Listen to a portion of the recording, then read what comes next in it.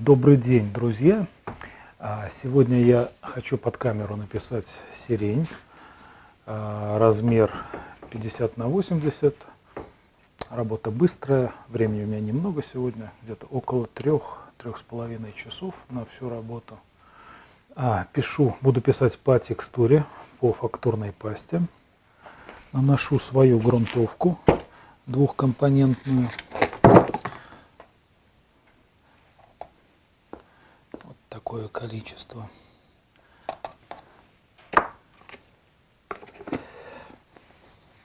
Напомню, скоро грунтовка, возможно, она уже есть в продаже, в зависимости от того, когда вы смотрите это видео, скоро она будет в продаже. Губка, акриловый лак хороший.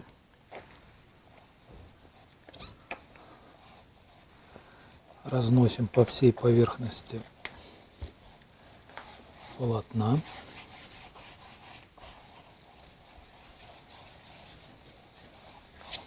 В этой грунтовке нет мела, гипса и так далее.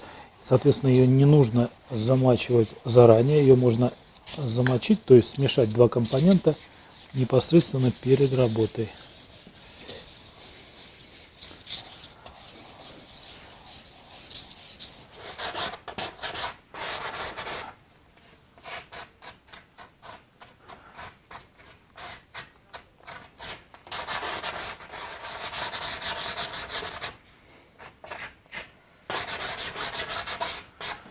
Грунтовка эта необычная,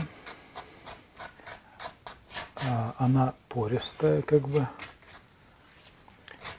Она же грунтовка, это текстурная паста, она же грунтовка. То есть можно просто загрунтовать холст, он будет такой цепкий, пористый, хорошо держать краску. И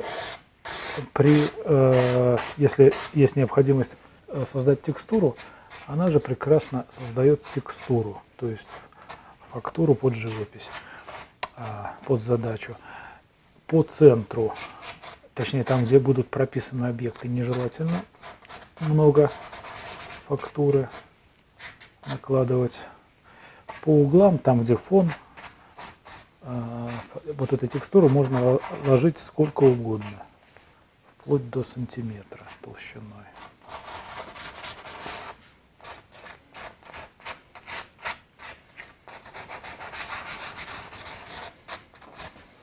Так, вот расчесочка старая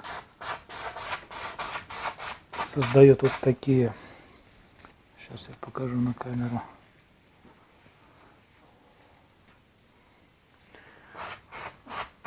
Вот такие крест-накрест движения. Они сейчас не очень заметны, но под краской они хорошо заметны. Вот они. Потом, скорее всего, будут еще крупные планы, я буду показывать.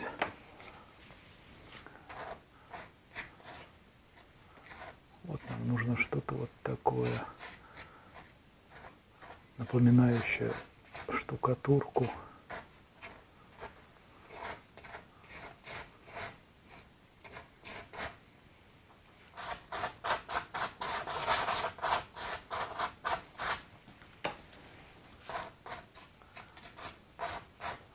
Вот у нас есть времени минут 5 на укладку, пока она не загустеет в таком слое, в тонком. Если слой толстый, то можно дольше возиться, укладывать.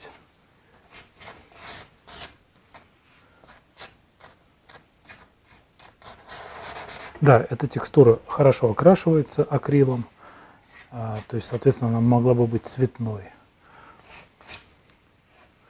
Так, все, это я оставляю. Да, мастихин желательно сразу очищать, так как акрил очень цепкий, его потом трудно отмыть. То есть сразу нужно почистить от акрила. Ставлю на вентилятор и пока буду набирать краски. Так, набираем красок. Так, белил прежде всего.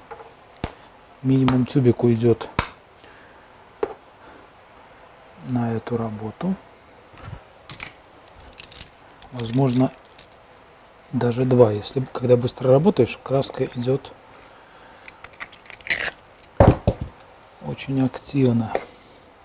Сразу разбавлю White Spirit для скорости работы.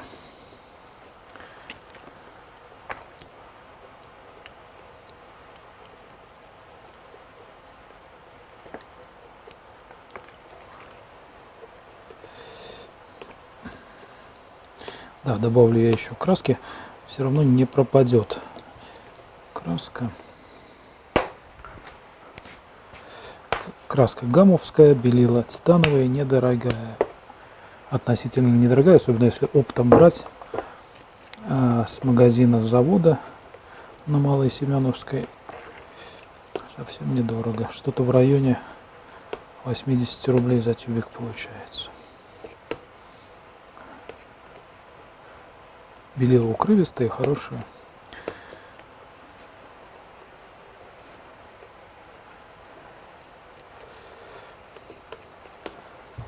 Так, еще немножко.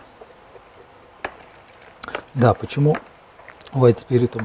Для того, чтобы краска густела по мере работы, но это понятно. Наносим тонкий слой на холст, она через белила, точнее, White Spirit испаряется через какое-то время, и краска как бы густеет, и по ней удобно снова и снова наносить опять же слои краски, без слои мягкой краски сверху, опять такой же разбавленной, без особого смешения, без грязи. То есть мы немножко облегчаем себе процесс работы. То есть живопись в один сеанс, она вот связана с такими трудностями, то, что низлежащие слои как бы не дают работать, загрязняют слои, которые наносятся сверху. Вот этот способ немножко облегчает. Кстати, также можно разбавить и какие-то ходовые краски, которые вот эти вот цветные, также можно разбавлять. Так, вот достаточно мягенько, не знаю, с чем сравнить, но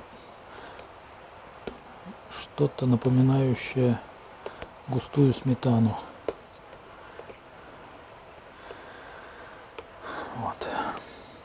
Вот она стоит еще, не думает растекаться, но мягенькая. То есть она даже мягкой кистью будет, ее будет легко разносить, эту массу. Да, очень советую разогнуть мастихинчик вот так. Очень удобно на палитре работать с прямым мастихином. То есть из обычного мастихина, я даже, наверное, вам сейчас быстренько покажу, как это делается. То есть обычным мастихином неудобно работать на палитре из-за вот этого изгиба. То есть не... вот если видно сейчас, ну да, видно, думаю. Вот так вот удобно работать, а вот та краска, которая здесь образуется, ее неудобно, она все время вот здесь остается. Вот, когда мастихин прямой, он удобно, очень быстро, короче, перемешивает краску, и удобно с него скидывать краску, он чистенький полностью. То есть для палитры рисовать не очень удобно таким мастихином, но на палитре работать очень удобно. Берем мастихин, достаточно мягкий, но не очень мягкий, как бы, ну, чтобы какая-то жесткость все-таки в нем была. Вот. Потом, что важно, вот это место, где пайка у обычных мастихинов, недорогих, типа там каких-то Виста-артиста и так далее, китайских всяких, у них здесь пайка.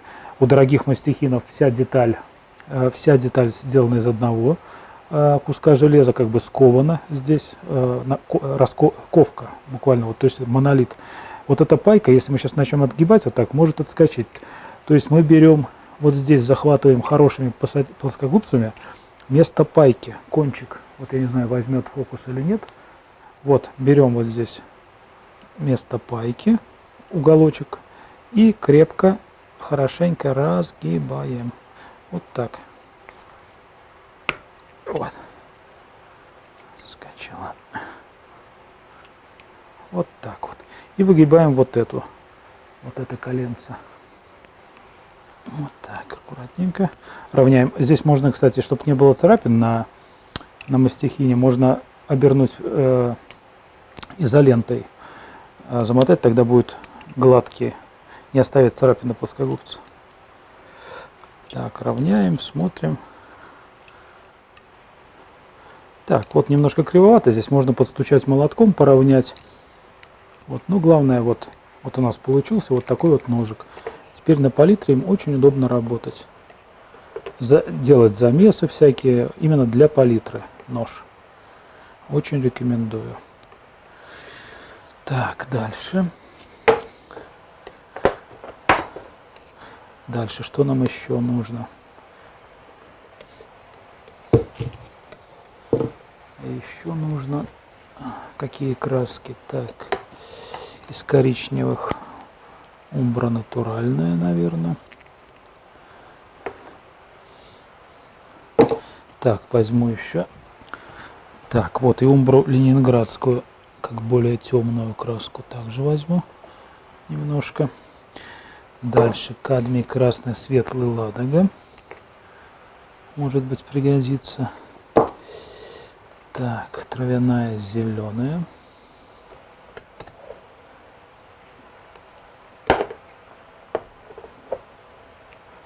Так, травяная. Потом кадмий лимонный обязательно нужен. Можно ладогу. Да, кадмий оранжевый забыл. Вот здесь нужен. Что еще? Черная. Любая черная, может быть, в данном случае это Подольск. Глубокая черная. Голубая FC пригодится. Так, ультрамарин.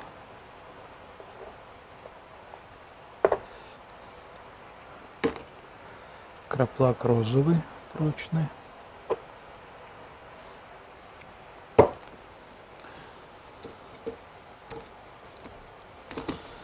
Так, что еще? Бирюзу. А, да, вот нужно изумрудное. Сделаем бирюзу. Если нет бирюзы, делайте на основе белил. Лучше цинковых белила, FC и FC зеленую лучше или изумрудку и голубая FC. В разбеле получается у нас бирюзовая. Так, вот что-то вроде бирюзы. У нас получилась темная, светлая бирюза. Дальше охра нужна. Охра у меня китайская, строительный порошок, замешанный с маслом и небольшим количеством воска. То есть такая обычная краска художественная, но она более яркая. Просто нравится вот этот цвет, он очень такой насыщенно желтый. Отличается от наших охр желтых. Так, ну пока достаточно. Так, вот у нас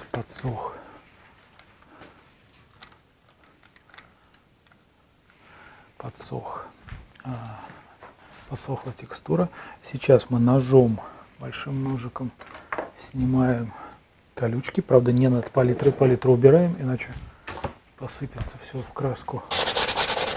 Вот эти вот колючки желательно убрать.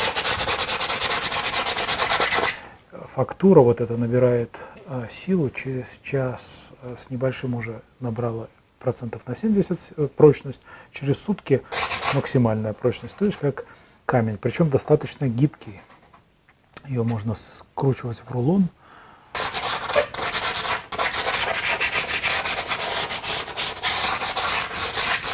Так.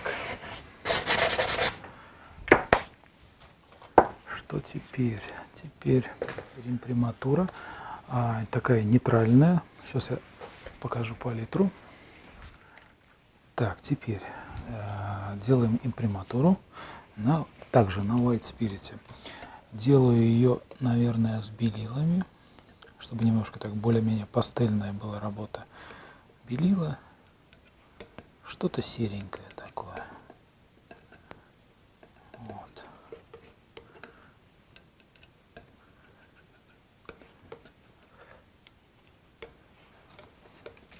Нейтральный серый цвет, не очень темный. Степень работы, выполненной в один сеанс, очень зависит от степени светлоты. Очень зависит от имприматуры. когда два сеанса, она неважно, можно хоть на черном писать, а вот на свет, когда в один сеанс пишем, очень важна тональность покрытия. Ну вот такая средняя. Прищуриваемся, сравниваем, вот обычно всем советую, прищуриваемся, сравниваем тональность с кожей руки, чтобы она не выходила, не было явно темнее. Так, чуть-чуть еще белил. То есть если картина подмалевочек темный, картина автоматически, скорее всего, будет темной. Какими бы красками вы там сверху не писали. Но если только не очень пастозно переписывать. Вот. Вот такой цементный цвет у нас получился.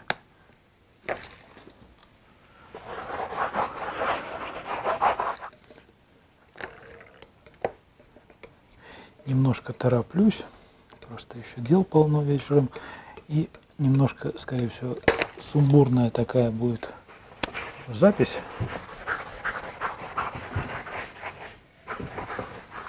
Так что извиняюсь.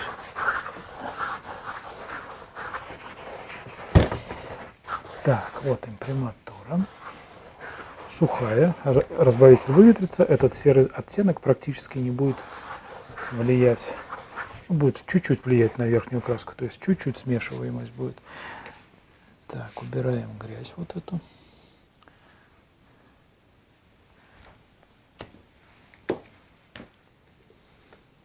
Так, а работать будем на 10% двойнике. То есть это тот же White Spirit финский, вот этот без запаха. И 10% масла. Масло любое, подсолнечное или еще какое, или льняное, не принципиально.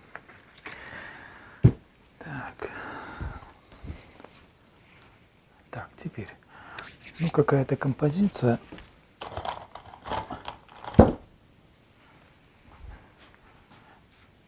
Так, ну если это куст сирени, ну вот что-то вот он пускай будет у меня. Вот такая фигура. Вот здесь будет фон.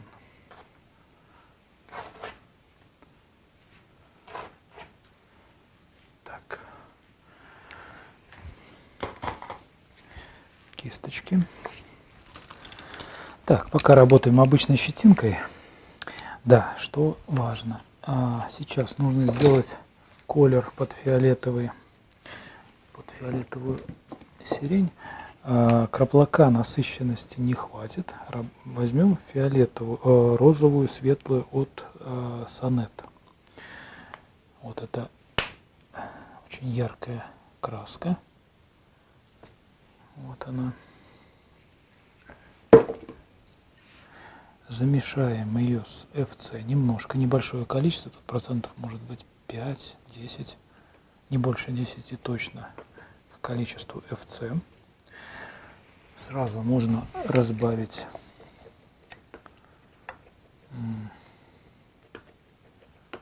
смягчить немножко White Spirit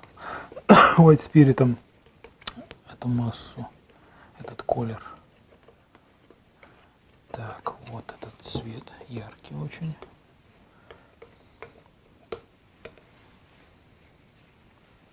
Смотрим на разбел. Так, вот я два вида сделаю. Это у нас будет как бы красноватая сирень такая и более холодную сделаю, два вида.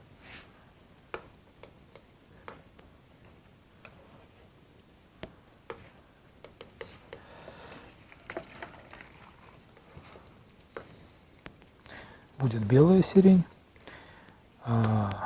темно-фиолетовая и светло-фиолетовая, сиреневая. Так, посмотрим. Так, наверное, вот сюда добавлю больше красного, больше в розовую сторону.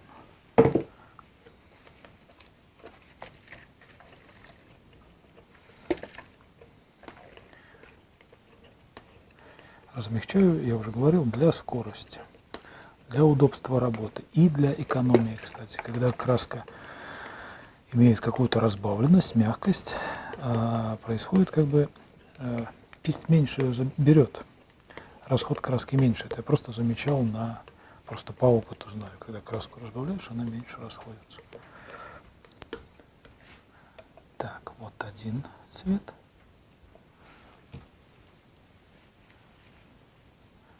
Так, вот второй. Да, нормально. Вот между собой, кстати, можно мешать. Вот отдельно закладываем.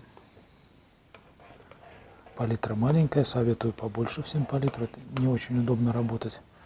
Когда ты размашисто работаешь, хочется, чтобы целый стол у тебя был вместо палитры. Да, и еще создаем еще один колер, более спокойный, фиолетовый, на основе краплака.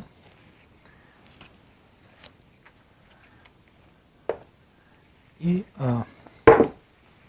того же FC.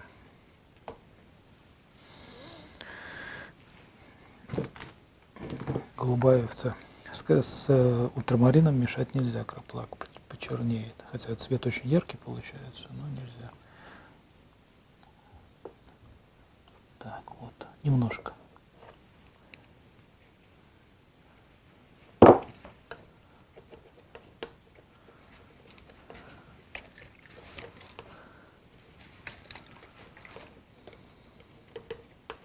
Вот такой темный, кроющий, в то же время лессировочный, прозрачный колер получается. Очень рекомендую вот эту краску, чтобы она имела, не покупать фиолетовые, хотя кобальто-фиолетовые очень красивые, тоже нужно, чтобы были в арсенале, но как базовые иметь вот этот цвет. Вот он, хороший, темный. Можно туда-сюда температуру его подгонять. Просто как рабочая краска, очень хорошая. И в то же время она лессировочная, прозрачная, красивая.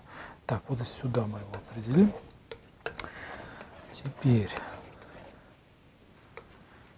так, время у нас 14:49. Поджимает. Щетинкой раскидываем подкладочку под сирень сразу. Пускай она первая будет насыщенная. Так, вот, например, под фиолетовую вот эту сирень немножко теплее делаем. Чуть-чуть краплак. Без белил делаем соцветие. Вот, например, вот сюда, небольшого размера. Вот это очень важно, потому что она вырастает у нас в процессе работы. Вот буквально небольшие вот такие соцветия. Вот, то есть внутреннюю тень. Вот у нас 3 сюда, потом пускай вниз сюда что-нибудь смотрит. Как бы рисую, как бы то ли куст, то ли букет. Немножко, кстати, белила гасят. Вот эти белила, они немножко снимают насыщенность вот этих красок. Это неплохо. То есть, ну, когда нужна легкое объединение, что ли, легкая пастельность какая-то. Белила, легкий слой, тонкий слой белил неплохо. Но когда нужна очень контрастная цветная картина, белил в подкладке быть не должно. Так.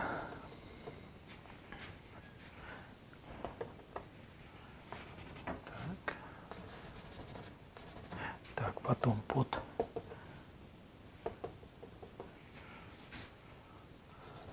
синюю сирень, да, под белую сразу.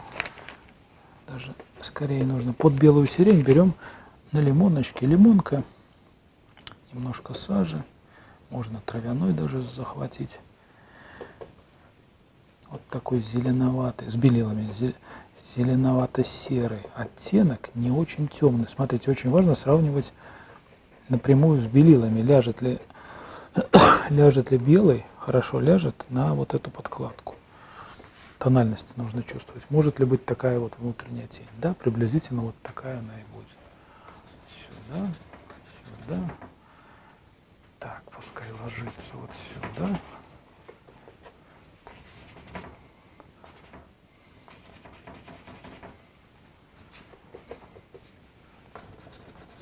Так, если в тени темнее нужно брать, в тени какая-нибудь сирень. Берем ее потемнее, с рефлексами даже от фиолетового. Вот, например, вот такая даже может быть тень в тени. Свет, как правило, сверху, в данном случае у меня немножко слева. Рассеянный холодный свет будет. Так, вот сюда теневую. Тонким слоем, но кроющим. Здесь у меня грунт, я уже повторял много раз, держит очень хорошо краску, старайтесь не ошибаться.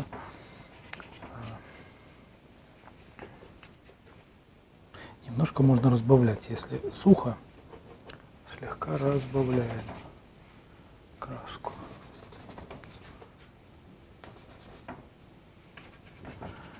Так, теперь внутренняя тень самого куста делаю на, наверное, умбре, на умбрах.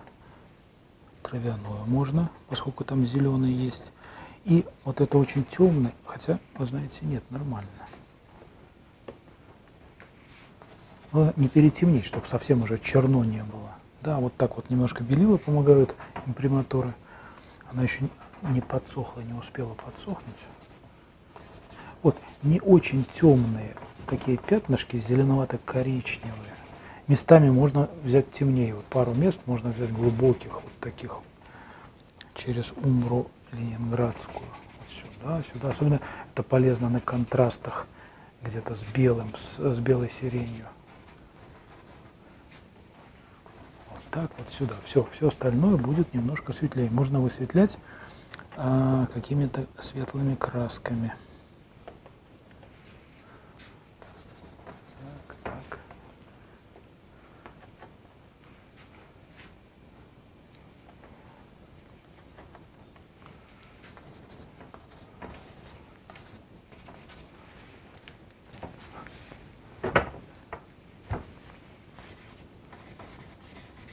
Также стараемся тонко, но плотненько крыть, закрывать, чтобы холст не светился.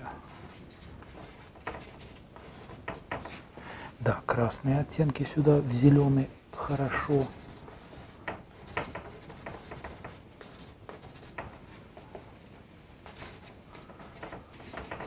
Фиолетовые оттенки.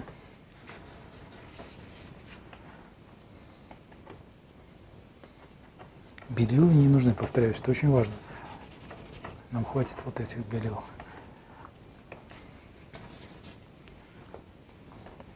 Изумрудочку не забываем. Лучше, кстати, работать не с изумрудкой, а с зеленой ФЦ, как более универсальной. На зеленой ФЦ больше оттенков можно создать. В частности, таких красок, как бирюза, изумрудка плюс, то есть зеленая ФЦ плюс голубая ФЦ плюс белила дадут чистую бирюзу. Она же турецкая зеленая, если больше разбавить белилами. Вот.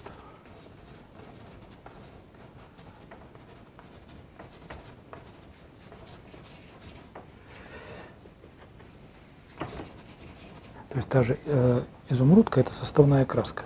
В ней есть зеленая ФЦ, какие-то другие краски. То есть у мастер-класса много красок составных. Но об этом можно отдельное видео снять. То есть это не чистые пигменты. Есть вот это, например, монопигмент. Вот здесь рядышком с квадратиком. Здесь один пигмент.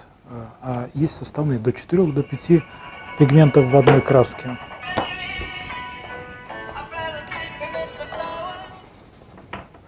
Так, здесь можно уже белила брать.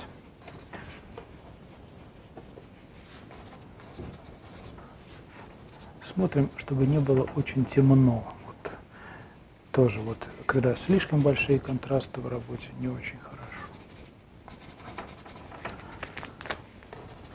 Перетираем, избавляясь от вот этих пятен, незакрашенных мест.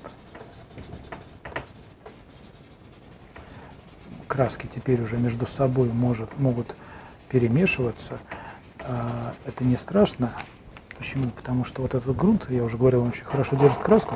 Вот этот фиолетовый, он останется все равно первый.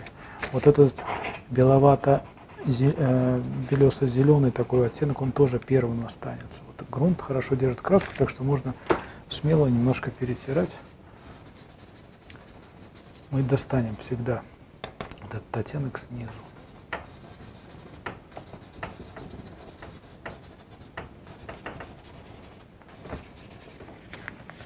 Так, асимметрию. Смотрите, вот здесь симметрия, как бы получается, не нужно. Избавляемся от симметрии. Так, теперь, что касается вот этого фона.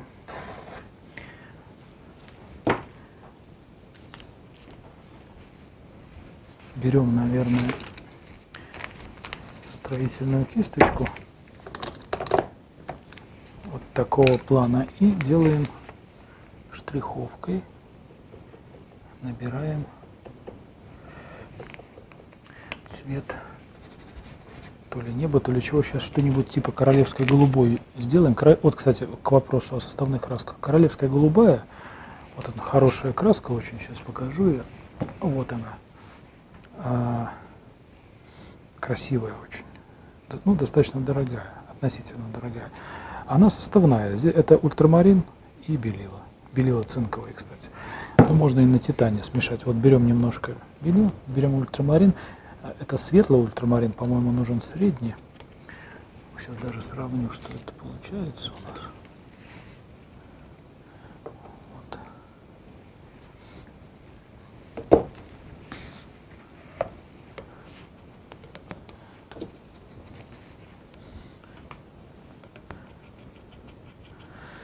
Ну вот, плюс-минус на цинке, я думаю, было бы одинаково, абсолютно одинаково. Ну, сейчас примерно тут едва-едва видны отличия.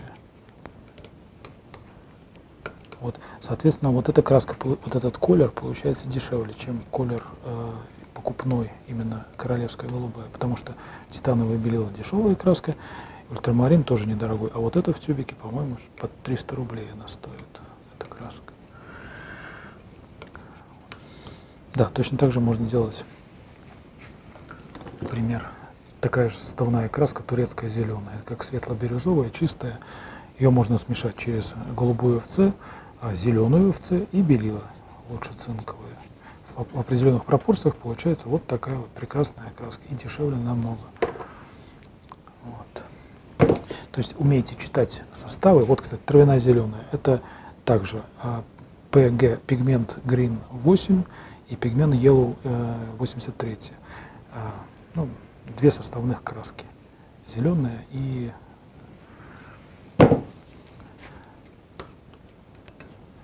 желтая. Так, теперь. Так, тороплюсь, руки грязные, это, конечно, не дело. Нужно почище работать. Так, теперь.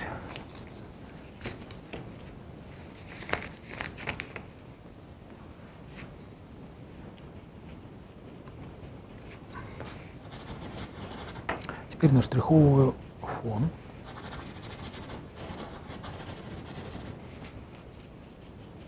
Да, можно это делать на White Spirit, первый слой, чтобы он быстрее подсох и был сухим.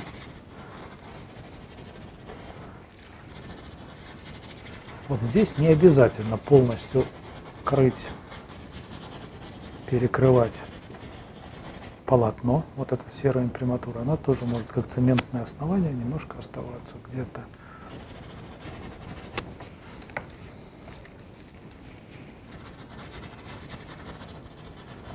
Вот грязь полезла из кисти, но она работает. Вот этот оттенок грязноватый какой-то, оливковый что ли, грязно-оливковый, смешивается, и вот он такой спокойный. И пока он работает, мы это тиражируем, распространяем, пока нам это нужно. Да, вот этот оттенок должен быть немножко, ну это понятное дело, чуть темнее, чем вам нужно в конечном результате. То есть слегка темнее, поскольку будет еще несколько проходов на высветление. Так, вот фиолетовый вводим.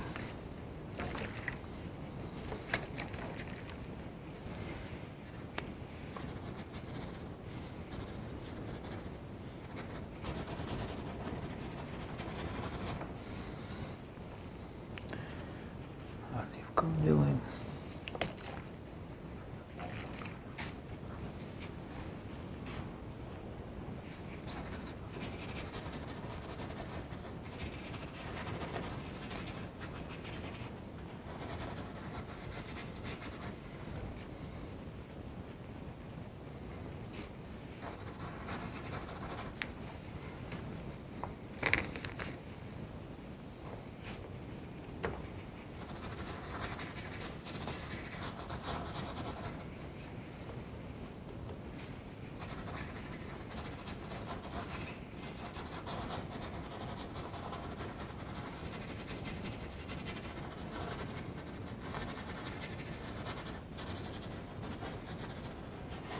Да, не ленимся, рукой работаем.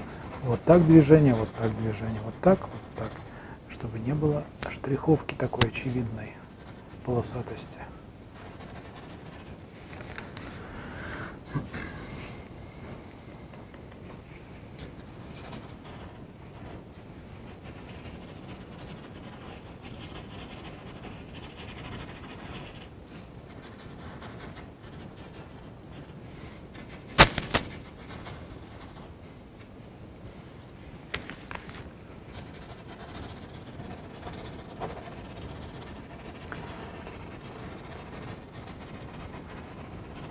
Вот так перетираем оттенки, окончательно избавляемся от дырочек. Вот на данном участке они здесь не нужны, не закрашенный холст. Здесь может быть.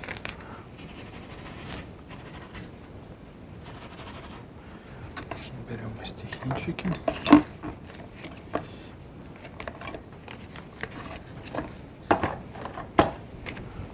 Вот мастихинчик моделирующий, тонкий, обточенный. Где-то, по-моему, видео было или не было. Ну, короче, вот обточенный, обычно мягкий мастихин, обточенный, он очень хорошо моделирует краску.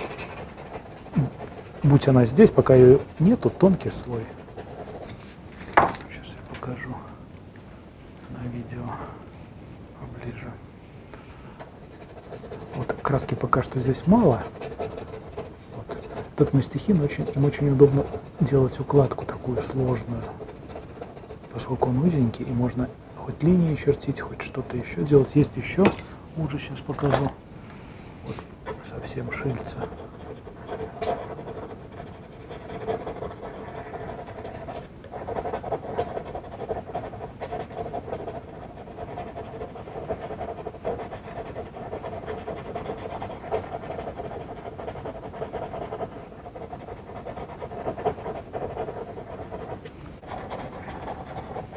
Пока вещества здесь мало, но потом будет вещество, я еще покажу в работе, как работает именно вот такой мастихин.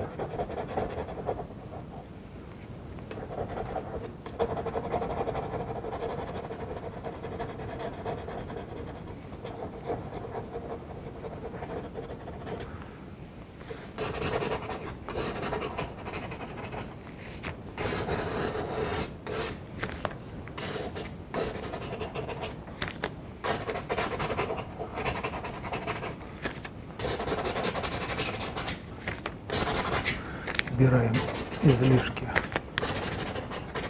краски. Нам нужно быстрее, чтобы подсохло вот это место.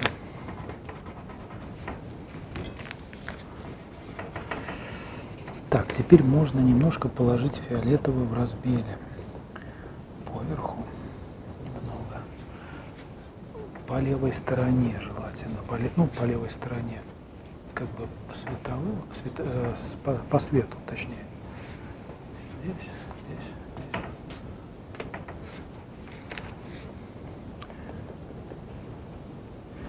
Вот здесь более холодная сирень у нас.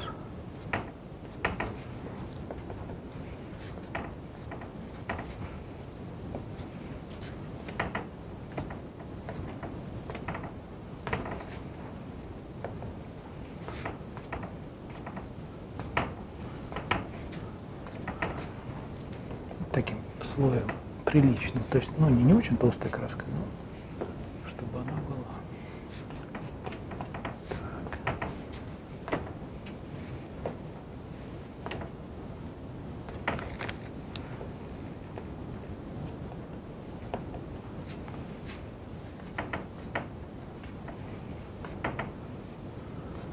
Так, вот оттеночки разбросали, белый тоже немножко дать. Белой краски тоже приложить немножко. Так, вот ножик для палитры. Смотрите, мы взяли и сразу сняли вот этой стороной. То есть, понимаете, обычный мастихин какой-нибудь, вот мастихин он у нас берет и с трудом вот это место не может сбросить краску. Она не прогибается, это место. А вот это прогибается. То есть мы полностью можем брать, то есть на палитре повторюсь, очень удобно работать вот с таким прямым мастихином. Говорят, они есть такие, но вот я редко встречаю вот именно прямых мастихинов, небольших. Так. Белая краска. Сюда, сюда. Так, для чего это сделаю? Сейчас буду делать черновую работу. Как бы. Сюда, сюда.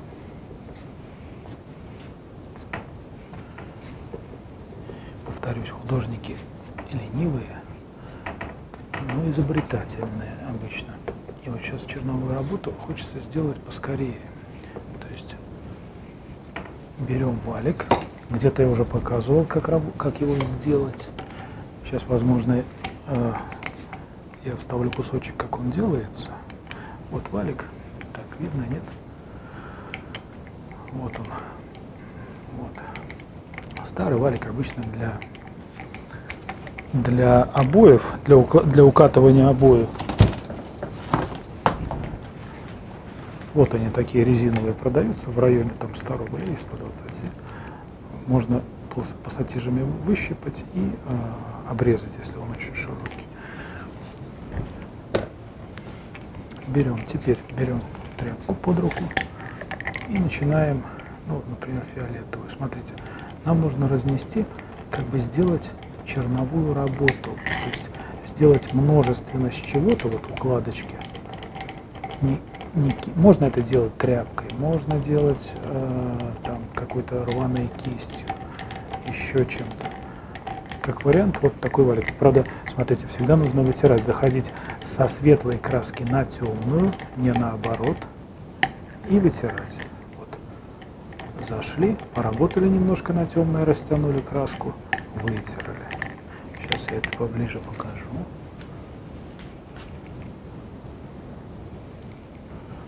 Вот берем, вот краска у нас. Чистым валиком зашли, немножко потаскали по темному. Сюда. Так, растащили, вытерли. Вытерли валик опять. По белому сейчас. Раз. Это то, что внутри. Вот внутри там всякие сложные цветочки. Вот это у нас останется в таком виде.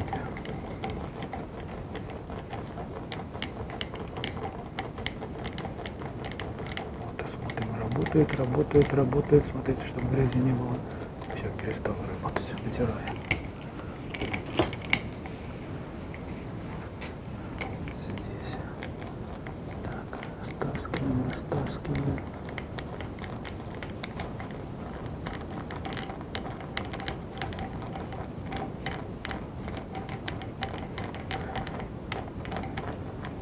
Все, вот уже темным пошло, по светлому не годится никуда. Меняем. То есть чистим валик. Опять заходим. Вот так. Смотрим, всегда чувствуем, вот уже перестает работать. Все перестало, уже грязная краска пошла. Вытираем валик. Пока это не очень красиво, конечно, но это останется внутри, и это нам очень поможет, точнее, мы ускоряем работу. Значительно ускоряем, упрощаем. Работа, конечно, декоративная, я не собираюсь тут прописывать сиреньки, вот эти. У меня на это нет ни времени, ни желания. Работа декоративная, мы работаем цветом. То есть показываем сирень.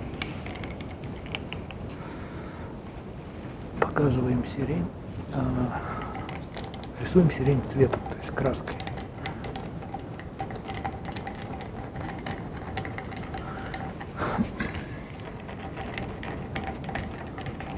Вот темным рисовать по светлому некрасиво. Стараемся писать не так контрастно. То есть со светлого на темное растягивать стараемся.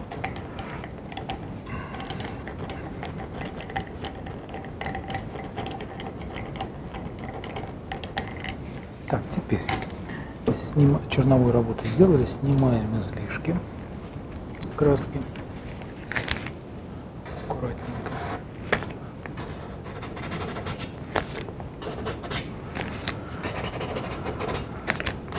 Особенно с темных мест.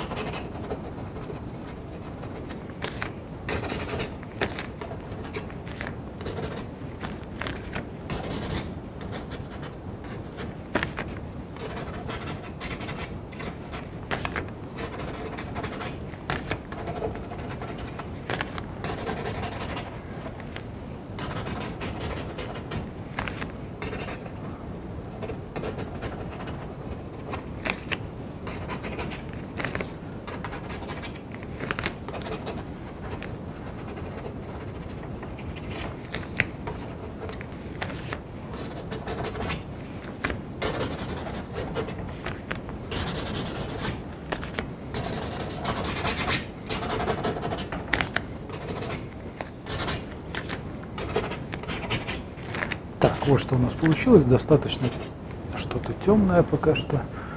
Но у нас впереди еще работа на высветление. Сейчас пока что можно наметить лайнером веточки, как бы протянуть их. Ну, такие там зеленовато-красные, желто-зеленые, насколько я помню. Желто-коричневые.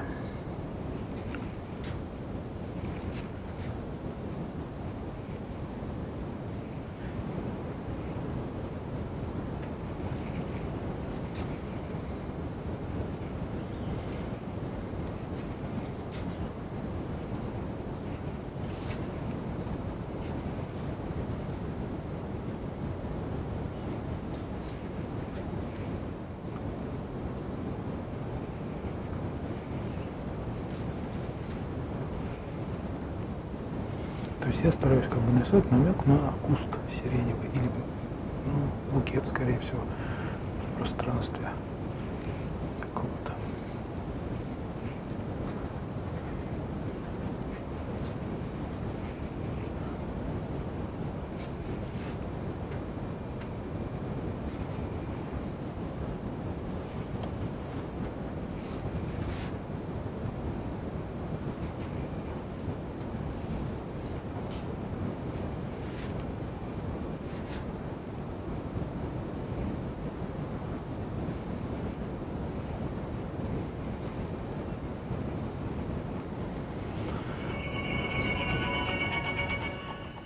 Так, привезли товар, пришлось отлучиться примерно на час. Вот, пришлось принимать все вот это, холсты и рамы. Вот, так что время сократилось. За это время полотно практически подсохло от разбавителя. Сейчас можно аккуратненько снять вот эти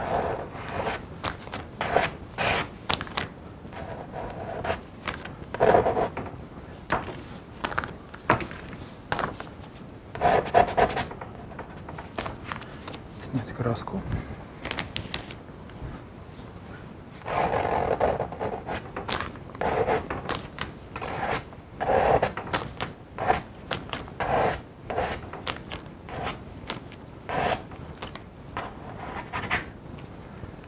Так, 16:19. Времени совсем мало, поджимает, придется ускориться. Так, теперь фон. Вот такой небольшой уже кисточкой. Берем краску, уже не разбавляем двойничком, тройничком. Сбрасываем практически сухую на высветление.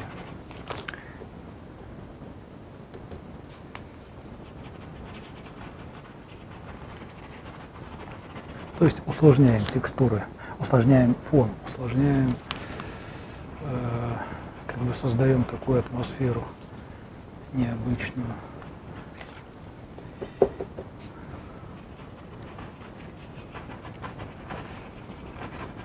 Вот краска подсохла, нижняя загустела, и она не мешает. То есть с того, чего я начинал, краска разбавленная, белила White Spirit, сейчас она загустела без разбавителя, который испарился. И сверху мягкая краска ложится, почти не смешиваясь, что удобно. Вот одна сторона у меня холодная, вторая будет чуть теплее, через охру, охра желтая, через зеленые оттенки. Опять же, чтобы не было симметрии. В данном случае симметрии температурной.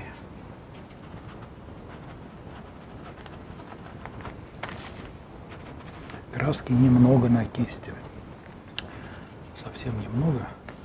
Как бы пудру. Вот я беру краску, если излишки, я вот так взбиваю лишнюю и раскидываю вот эту пудрочку по поверхности. Двумя сторонами работаем. С одной, например, теплая, с другой холодная.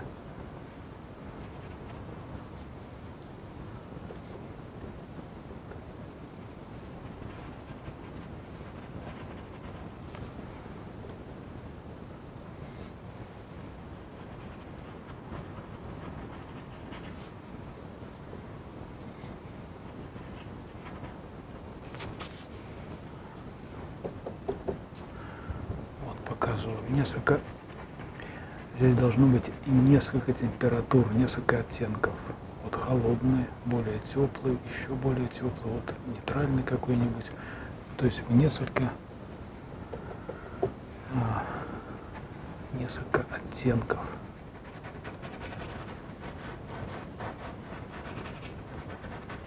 Вот наша расческа. Такие следы любопытные оставлено на поверхности.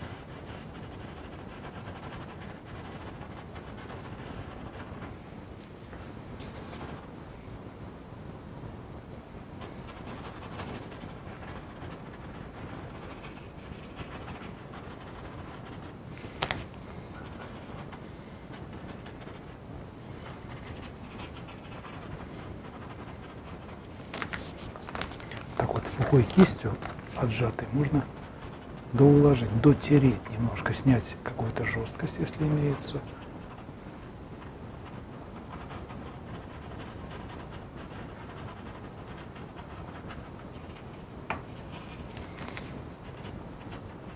Так, теперь можно поработать, уже начать набирать сирень. Опять берем подходящую пару строительных кисточек, смотрим на кончик. Вот хороший кончик, вот он немножко собран вовнутрь, вот такой лохматенький. Вот если видите, что еще, ну вот еще, вот две хорошие кисти, большие достаточно, у меня они 25-ки, по-моему, 25 миллиметров ширины. Можно брать поменьше, меньше краски будет уходить. Теперь берем, вот, например, две штуки для двух разных оттенков.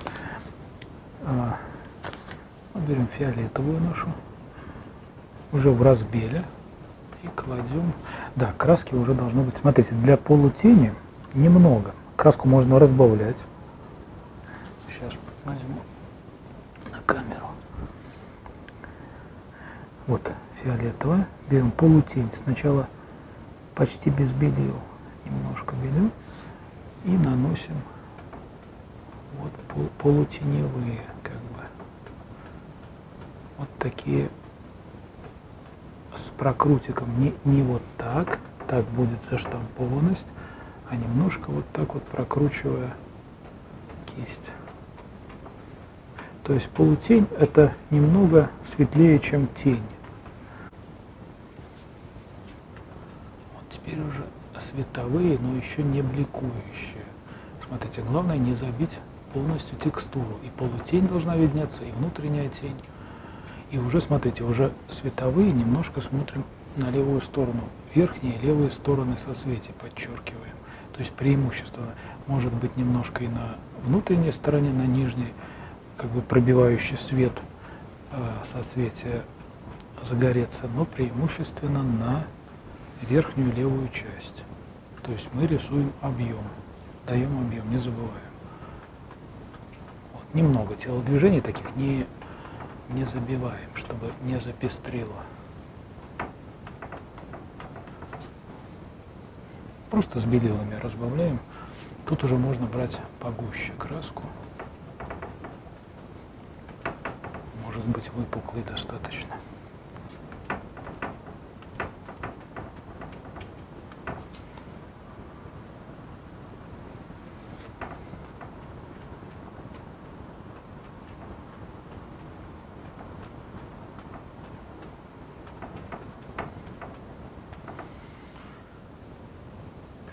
Вот уже можно бликующие, то есть достаточно светлые, вплоть до белильности, краску брать.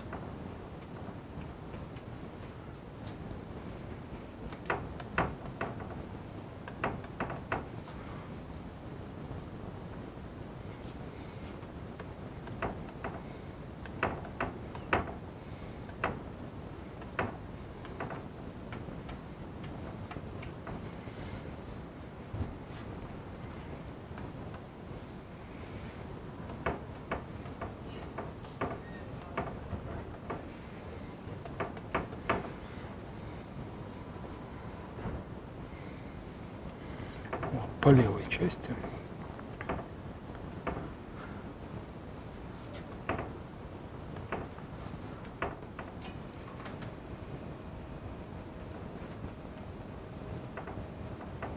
Так, белая сирень, это я забыл о ней.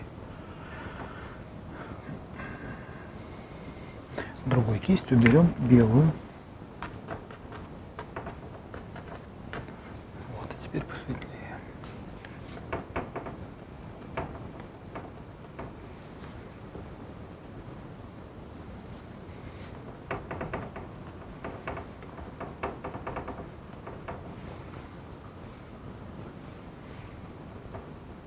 Также объем слева сверху светлее.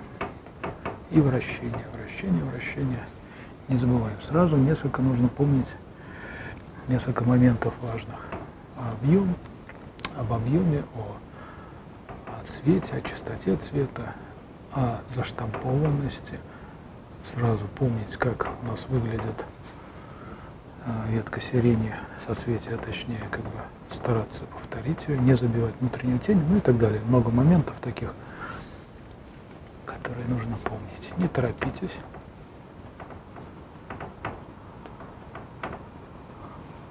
Потому что исправлять всегда дороже выходит в живописи в один сеанс, это все заметно, все исправления. Так, травяную можно немножко добавить. Да, там для свежести. Белый любит зеленые рефлексы, точнее, все это в зелени купается, поэтому зеленый цвет необходим.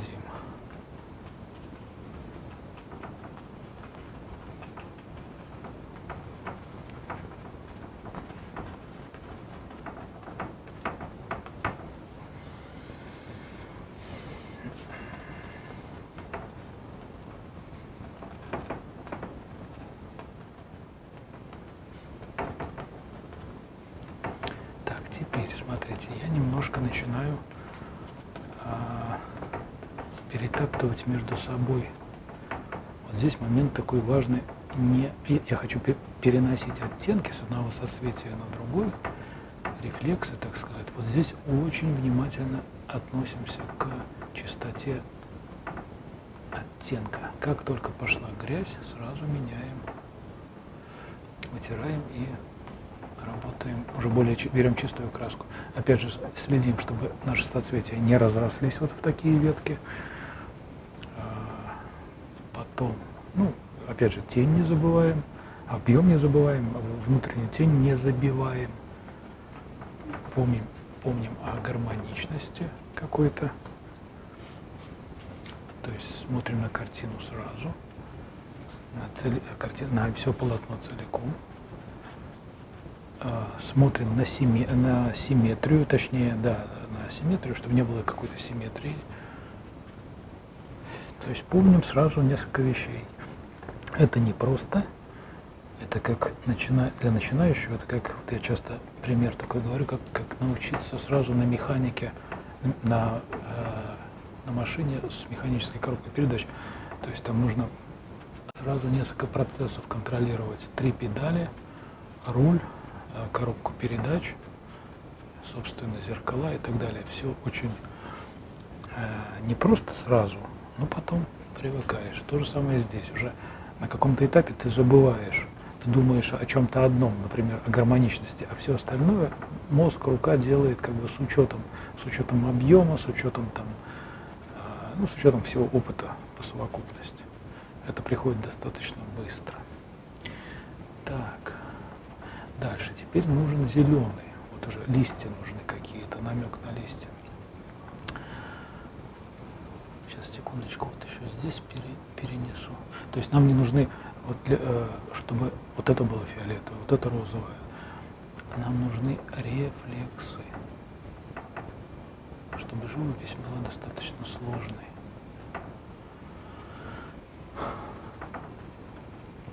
Вот, я разношу оттенки. Оттенки, вот эту легкую цветную пыльцу. Так, дальше. Берем цветочную кисть, пару цветочных кистей. Так, вот такие кисти цветочные, плоская для листьев и для лепестков. Также зеленый берем, зеленый оттенок подбираем к данным оттенкам подходящие. Также белила в сторонку относим.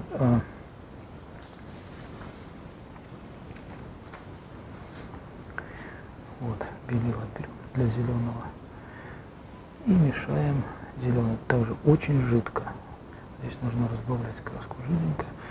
Травяная, например, и черная также. Чтобы успокоить.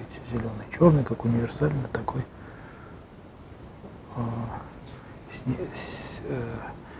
Краска, которая снимает насыщенность. Она нейтральная, черная. Как белая, так и черная. Эта краска снимает насыщенность любой краски. Так, и пробуем. Вот так, уголочками. Пока что без всяких листиков. Просто наносим такие мазочки. Сейчас бирюзы возьму немножко. Вот так, уголком кисти.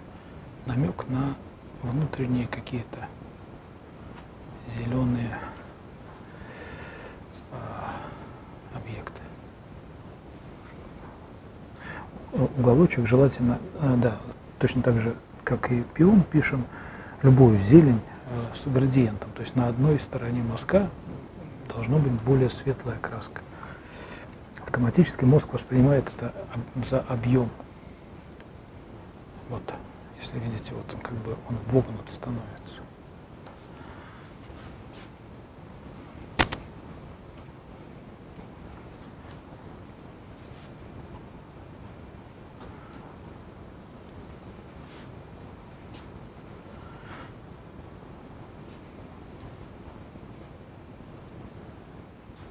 Разные оттенки, не одной краской. Вот я тут на палитре не видите, но здесь и изумрудку немножко цепляю, и желтую, и бирюзовую, и, собственно, самую основную травяную зеленую, сажу, краплак можно немножко.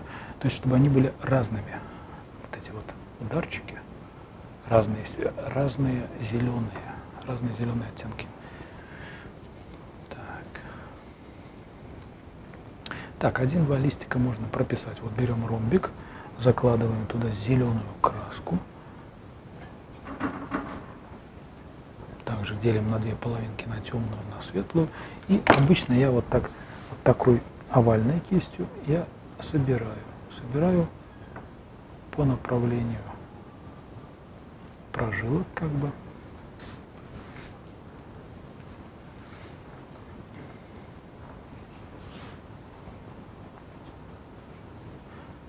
Вот так и пальцем можно подровнять его.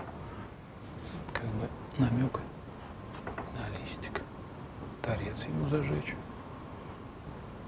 Вот так.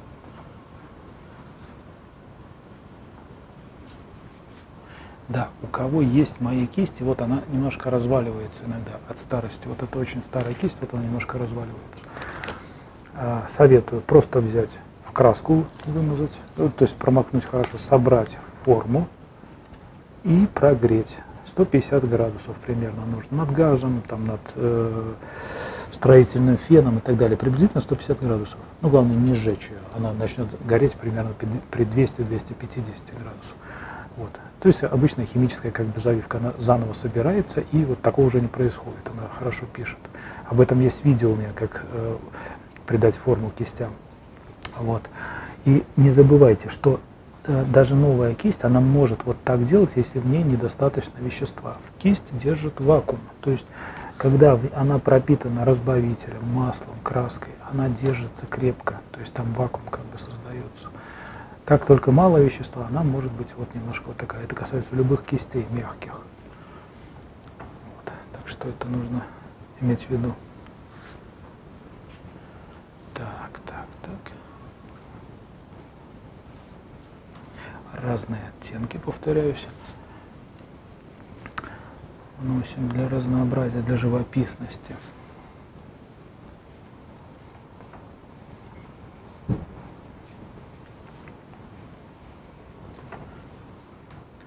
Так, и вот опять же этой кистью уголочки, не уголочки, а торцы зажигаем. Торцы у листиков. Можно каким-нибудь другим инструментом.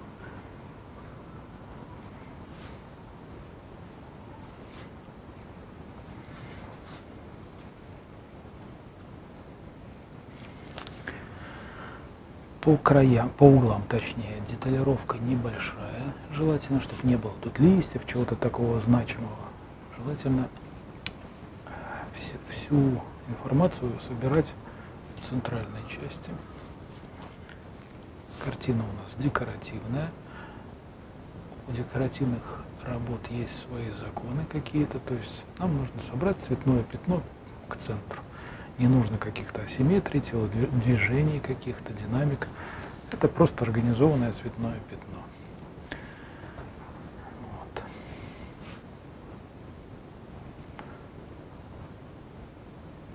Так, вот веточки потерялись, вот эти. Можно их немножко намекнуть. Намек делаем. Ветка у нас лежит как бы внутри, и мы пишем ее по тени. То есть в теневом месте вкладываем. Здесь. Не на свет кладем, не вот сюда, например, а вот именно в тень, чтобы она уходила как бы вовнутрь. Внутрь соцветия.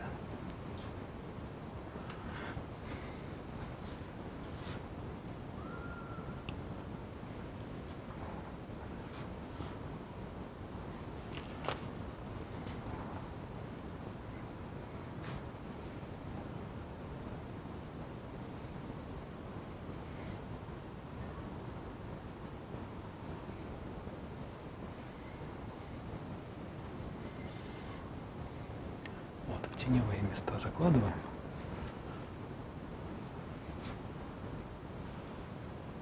Это тоже работает на объем. На объем цветка.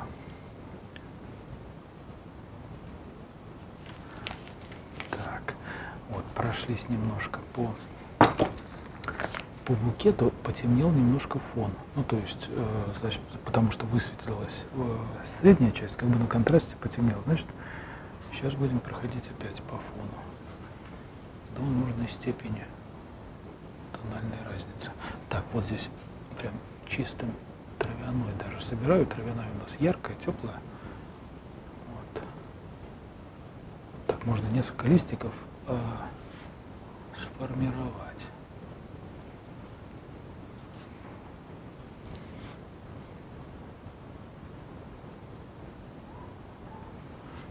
Можно это делать обычной плоской кистью мягкой, но вот этой намного удобнее. В одно движение иногда бывает очень как бы живой такой получается живой листик. Раз и с прожилочками сразу же.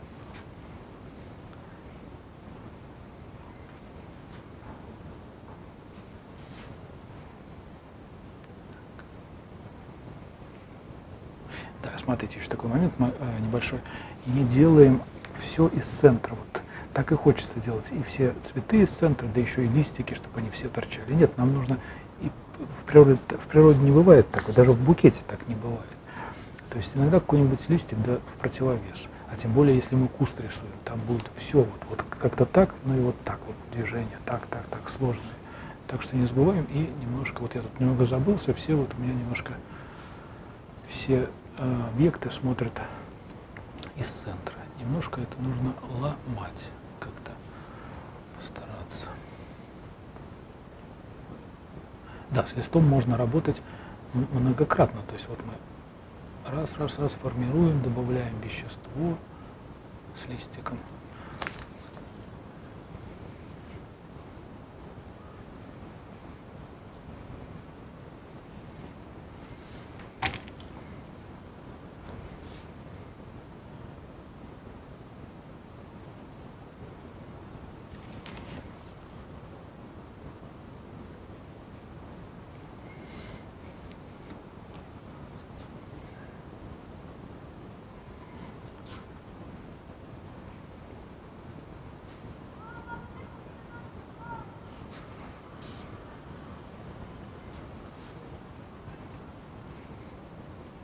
Так, фон, еще проход.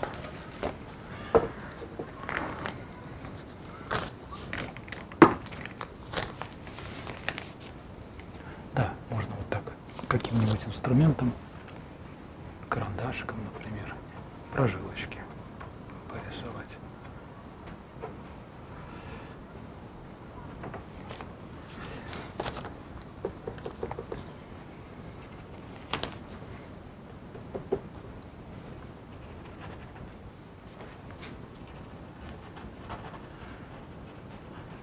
Зеленые оттенки вводим, чисто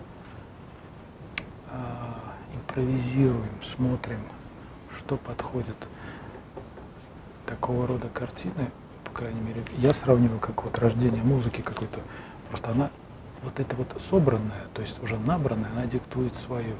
Они, как правило, такие работы очень трудно копировать, делать повторения. Я пробовал, не получается. То есть она процентов на 30 минимум отличается и в цвете, и в тоне что-то общее есть, а все равно отношения другие. Да и смысла нету. То есть более естественно работе давать то, что она просит, что просит данный участок в данном окружении. Так она растет более цельно, более органично, чем механический перенос оттенков с ошибками, с микроошибками, и все это остается заметно.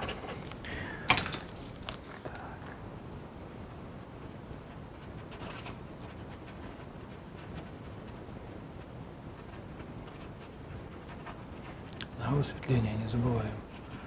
Стараемся светлым по темному. Да, вот так можно брать широкой кистью, цветочной, она широкая очень. И вот так верхушечки также скидывать краску. Смотрите, например, сверху теплым, снизу обратной стороной холодненьким. Снизу, я имею в виду нижнюю часть выпуклости окрашиваю холодный цвет.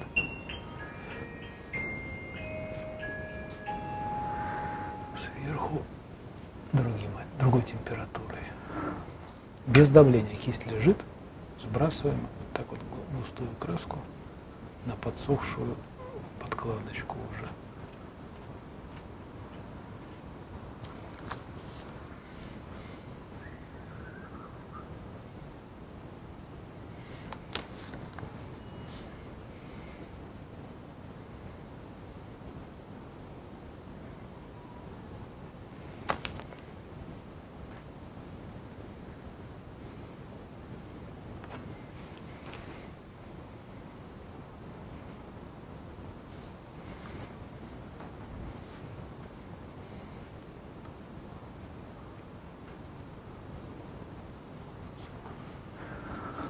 Так, теперь опять берем кисть, пишем, проходимся опять по сирене, добавляем. Опять же на высветление. Здесь вот я уже беру просто белила. Да, белой сирени можно дать на кончик такой вот зеленовато-желтые, зеленовато-лимонные, там как шарики такие. Мы просто цветом дадим, потому что кончик сирени немножко зеленит. Там еще не раскрытые соцветия, цветочки вот эти мелкие. Вот так, намек, просто цвет.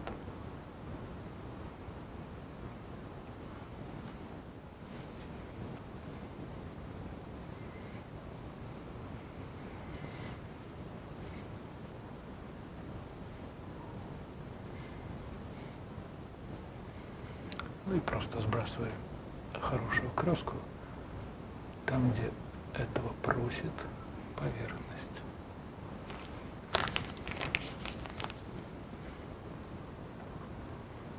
Белила.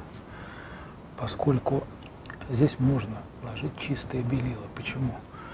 И фальшивить не будет. Почему? Потому что происходит так называемое оптическое смешение.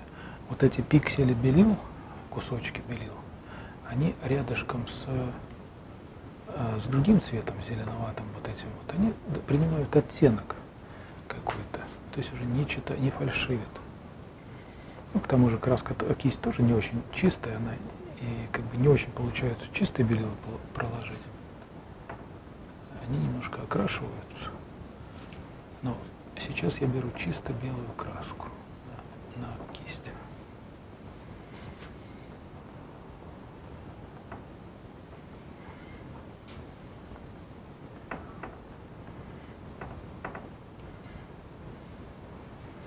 Не знаю, как это видно на камеру, но у меня это не фальшивит. Белая краска.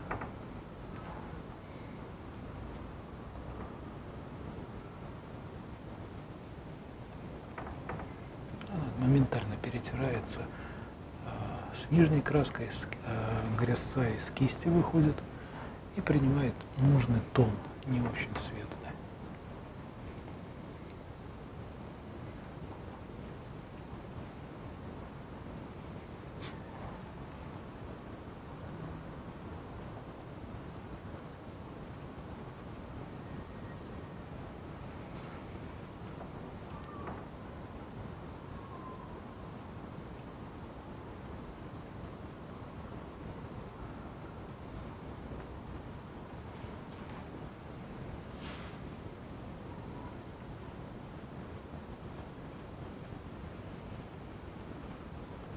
Вот здесь на периферии уже в такой туманчик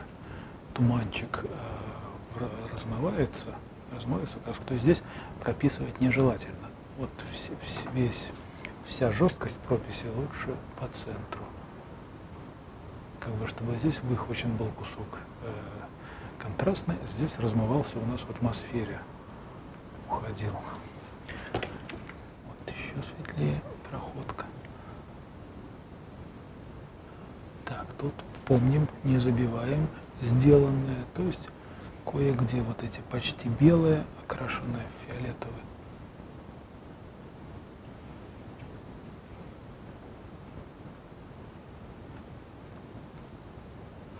Смотрим насквозь, я смотрю насквозь, я не вижу плюшек краски, я вижу цвет, просто цветные пятнышки, и они у меня складываются в ту же сирень. То есть не нужно вырисовывать вот эти вот четырехлистники сирени, хотя по-хорошему, если будет время, можно там несколько их и выписать, но я пишу цветом, да, на данном этапе, чисто цветом, тоном, цветом, оттенками. И поскольку я расфокусированно смотрю, мне это вообще не заботит то, что это краска. Краска должна переходить в цвет. В сознании зрителя в этом и есть волшебство живописи, когда краска, просто какая-то цветная краска в определенных в определенном окружении становится предметом воображения зрителя.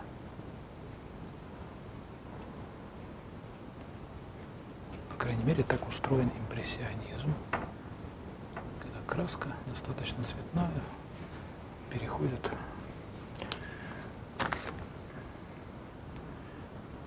в предмет. Так, вот этот оттенок.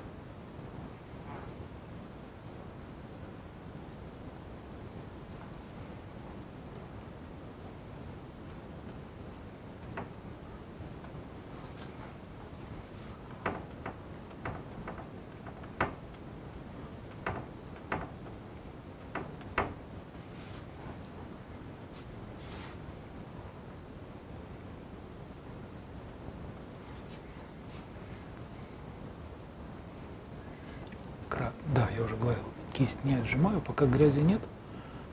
И отжимать жалко. Она даже тяжелая от краски.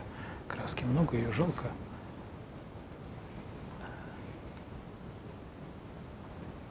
То есть всегда контролируем. Если грязи нет, еще можно добавить вещества, макнуть на палитре и поработать. Как только зацепили лишний оттенок ненужный, безжалостно вытираем всю кисть.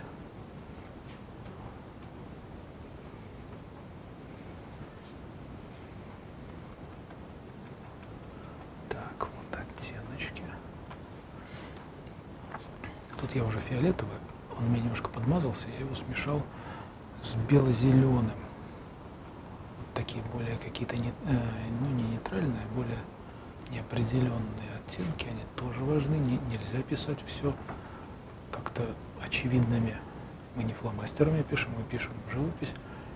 Очень важно вот эти вот такие пастельные, какие-то сложно сочиненные оттенки в работе.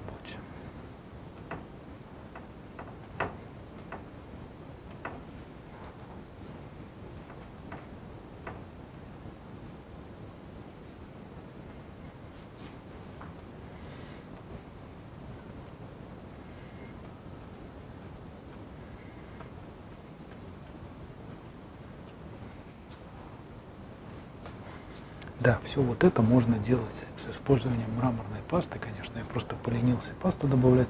Если разбавить белила, там, например, хотя бы на 50%, это уже совсем не жалко этих белил. Они легко окрашиваются. А если использовать больше мраморной пасты как наполнителя, то вообще не жалко. Можно получить удовольствие очень большое от работы, когда от тебя вообще не волнует, что материал дорогой, что его нужно экономить. Ты можешь совершать ошибки, можешь исправлять их.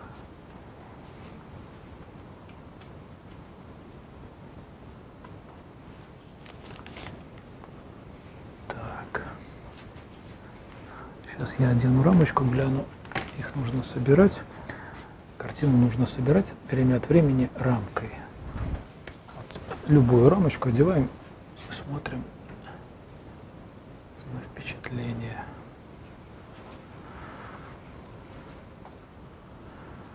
Так, ну неплохо. По композиции что-то есть. Вот такая вот волна какая-то.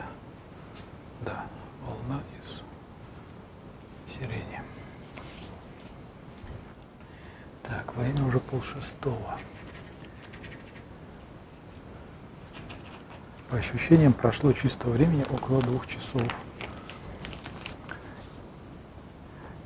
Так, 5:30 у меня в 7 уже край. Нужно убегать и еще собрать на завтрашнее занятие холсты, то есть палитры. Еще час остался максимум. На все про все.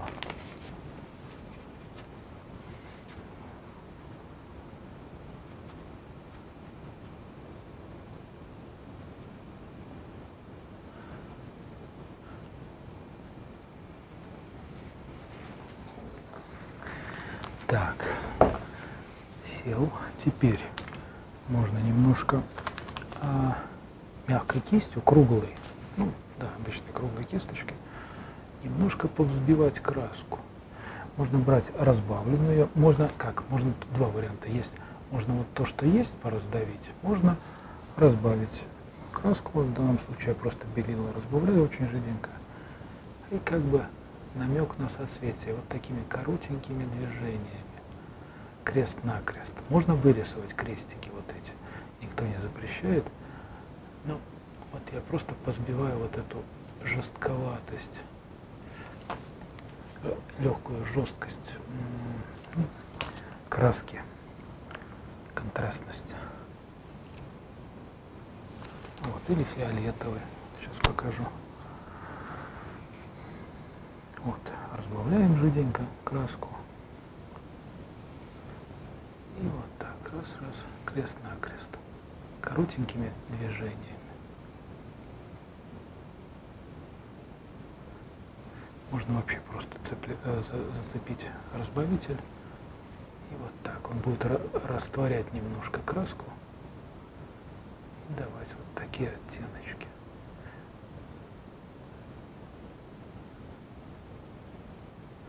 Также смотрим, пока работает. Работаем. Все, уже что-то мазать начало. Меняем цвет.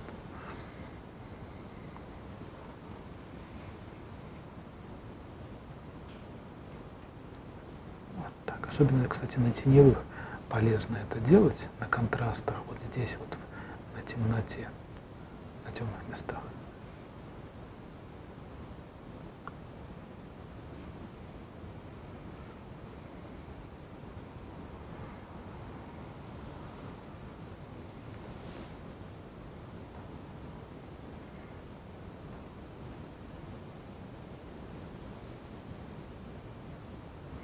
Коротенькие движения.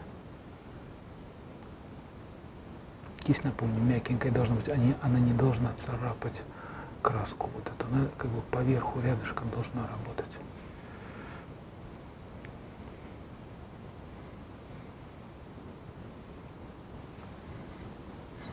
Вот чувствуете, еще кое-где пооставались следы валика. Это не так много таких мест, но они есть. То есть вот здесь вот эта сложность, это нам помогает. То есть вот такая сложность, достаточно организованное пространство. А это нам ничего не стоило, тут 2 секунды работы.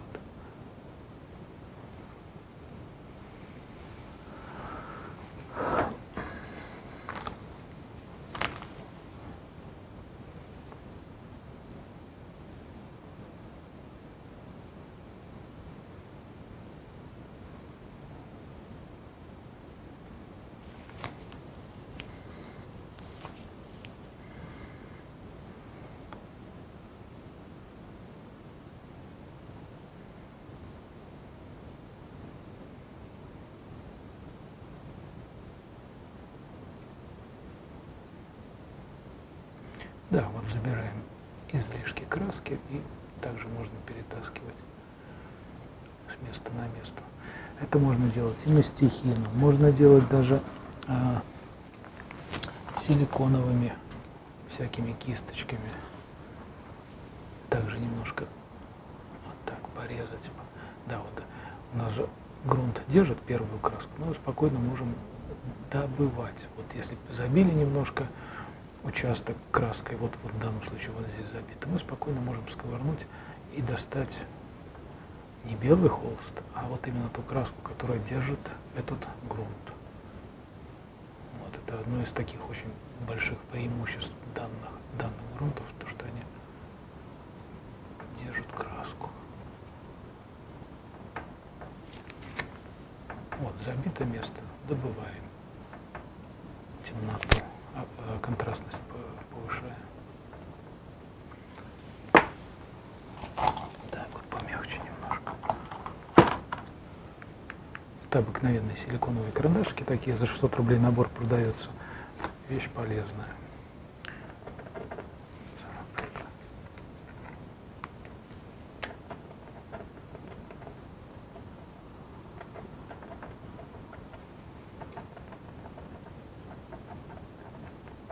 Да, то же самое можно делать кистью жесткой.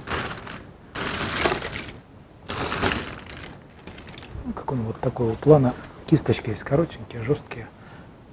Они также это умеют хорошо делать. Синтетика.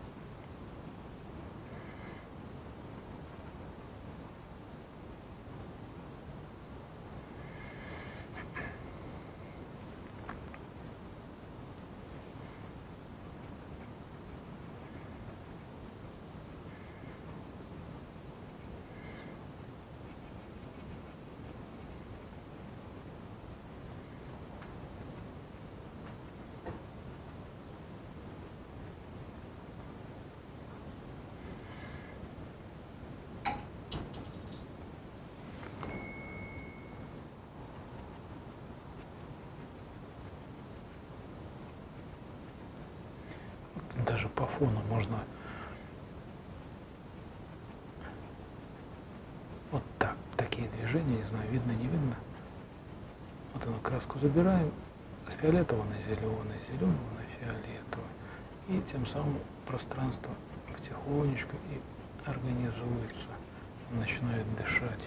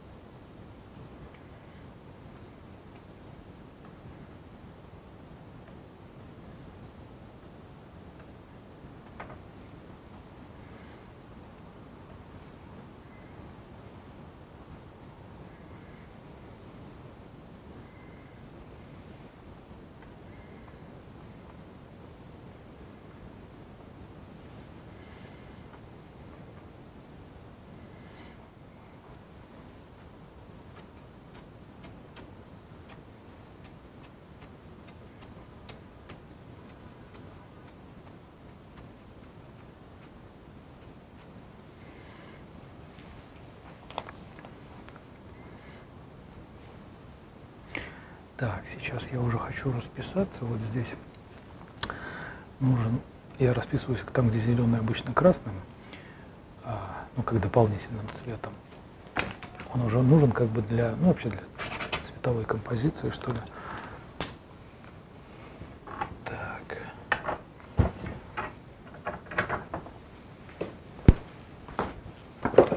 Да, как расписываться. Многие очень грубо расписываются, некрасиво.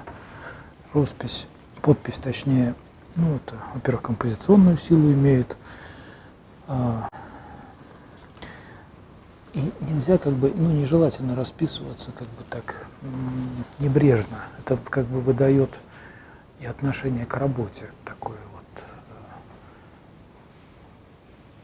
Ну, по крайней мере, я так считаю. Некоторым работам идет небрежная подпись, но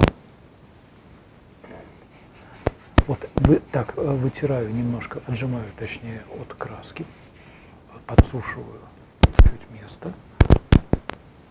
чтобы не смешивалось. Так, сейчас на камеру покажу. Берем какой-нибудь линерчик или кисточку, там единичку, какую-нибудь колоночка, лак. Так, что это у нас? Масло. Вот, лак какой-нибудь. Для чего лак? Чтобы краска была тягучей.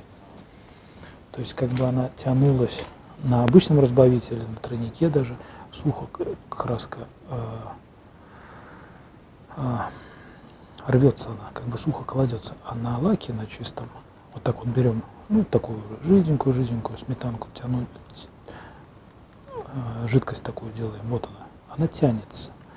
И подпись, соответственно, такая красивая, буквы получаются плавными, сама подпись. Так, подпись, она имеет, повторюсь, такое большое значение. И не нужно как бы... Вот я часто замечал, художник работает здесь, а потом как бы раз-раз и очень корявенько, прям как толстая такая, жирная, некрасивая, первой попавшейся небольшой кисточкой, толстая, некрасивая надпись, да еще с наклончиком, с таким, все это не очень выглядит, как бы она отнимает очень много от работы. Так, вот смотрите, промокнул, излишки можно в тряпочку. Вот сначала намечаем, вот да, учитываем, тут у нас рамка будет полсантиметра минимум забирать, соответственно, нижняя часть подписи должна быть минимум сантиметра 1,5, а то и 2 от нижней части. Вот так. Сначала можно как бы наметить.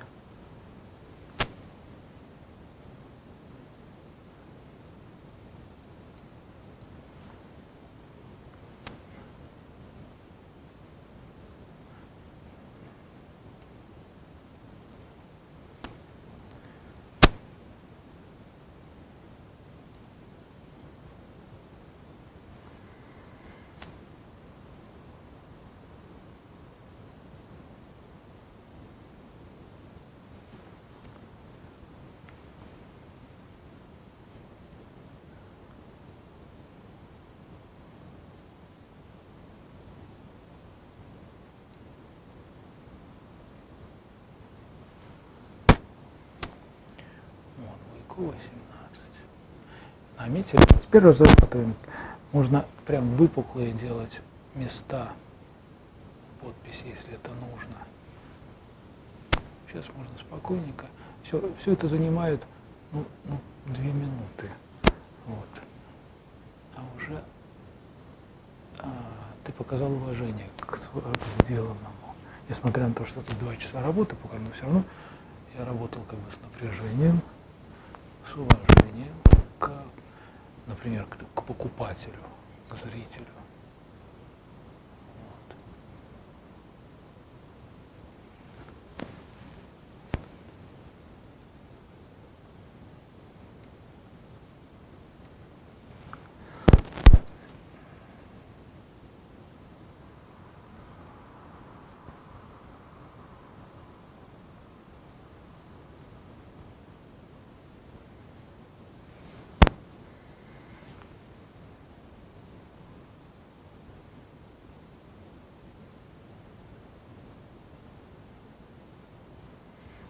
Да, забыл сказать, это кадмий, красный, светлый, ладога, яркая, красивая краска, насыщенная такая, очень хорошо сочетается с зеленым.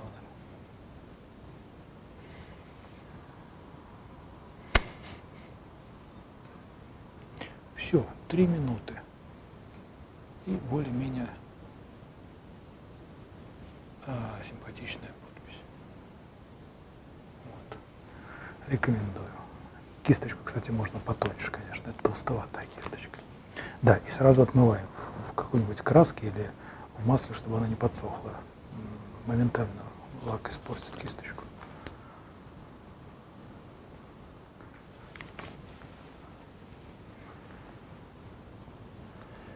Так, последние штрихи. Времени у меня совсем нет, у меня же еще товар весь этот разложить нужно.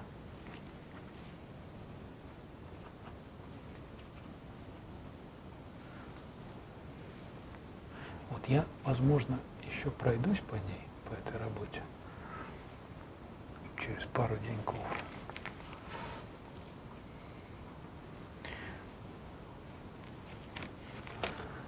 Вот.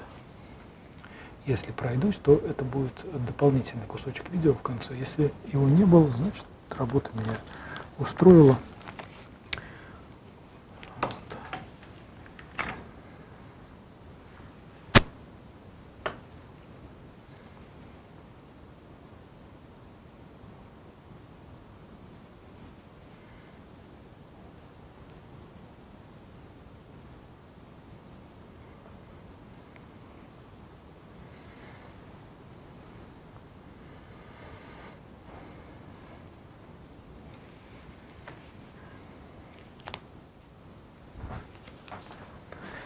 Так, начинать и заканчивать работу лучше стоя. Вот я поставил чуть-чуть мягкой кистью. Я сейчас одел очки, глянул, она пестровата немножко. Вот я чуть-чуть позбиваю контрасты. Вот этой цветочной кистью, она очень деликатно делает растушевочку. По периферии можно пройтись немножко. Здесь не нужно это делать, пускай будет контрастно. А края чуть-чуть соберем, подразмоем.